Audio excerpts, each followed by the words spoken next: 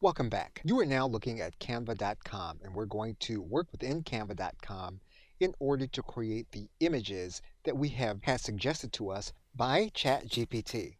What you'll do first is to create a custom size image. You'll typically create a square image. You'll then create a new design. What you'll then do is to go to your apps area, and you're going to choose the text to image application.